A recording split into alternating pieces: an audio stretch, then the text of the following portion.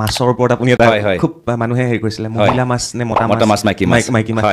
কি হৈছিল কাহিনীটো আজিলৈকে কোনো নুসুধিলে নেকি আপোনাক খুব সিম্পল যে মাছৰ পোনা ক'ৰ পৰা উৎপাদন হয় মতা আৰু মাইকী থাকিব লাগিব আৰু মাছৰ পোনাটো আকাশৰ পৰা নাহে তো সেইকাৰণে মাছৰ পোনা যদি আমি উৎপাদন কৰিবলৈ বিচাৰোঁ মানে ব্ৰিডিং কেনেকৈ কৰাব লাগে সেই কথাটোৱে নাজানিছিলে সেইটো এটা টেকন'লজি সেইটো আমি আমাৰ চৰকাৰৰ দিনত ৱৰ্ল্ড বেংকৰ প্ৰজেক্ট যোগেদি আমি মানুহক ট্ৰেইনিং দিলোঁ তো মোৰ এটা ইচ্ছা আছিলে যে মই সেই বক্তৃতা দেখাওঁ যে মই সকলোৰে লগত কথাখিনি পাতিছোঁ আনকি এই যে পাবই যে এজন ভাল ল'ৰা আছে খুব ভাল ফিচাৰী কৰে তাৰ মাছবোৰ একদম নুমলীগড়লৈকে যায় তো এবাৰ তাৰ ওচৰত গ'লোঁ তে সি মোক শিকালে কি চোৱা ব্ৰিডিং কৰিবলৈ হ'লে মাছটো ধৰিলে তুমি গম পাই যাবা যে মতা মাইকী হা তেতিয়াহে টেংকৰ সোমাবা গোটেই মতা মাছবোৰ থাকিলে তেতিয়া